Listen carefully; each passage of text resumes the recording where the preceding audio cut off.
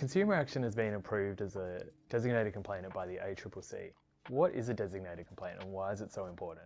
Being approved as a designated complainant means that Consumer Action can pick up an issue that we've been seeing on our front lines for decades, or something that we're noticing is emerging but impacting consumers deeply, and we can bring that up into a complaint and provide it to the ACCC for it to investigate and take action in 90 days.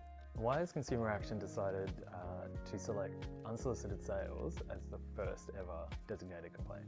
Unsolicited selling is a common practice across Australia and in particular impacting regional Australians. In a survey conducted by the Consumer Policy Research Centre this year, it found that 82% of people living in regional areas across Australia have direct experience of unsolicited selling, either at the doorstep or via telemarketing. Now we're seeing unsolicited selling amplified on our front lines for a few reasons. There are government rebates providing finance for consumers to invest in the energy transition. We're also seeing buy now, pay later finance being used by sellers at the doorstep or over the phone to fund quite large purchases like solar panels and other new energy products.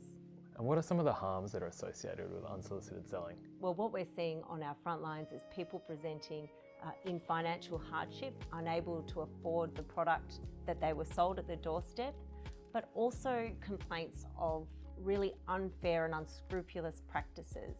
Things like people not being told of their rights and when a product is being sold on a doorstep, people being signed up to credit that they cannot afford and never could afford, people being sold goods that don't match their description or that really aren't fit for the consumer's purpose.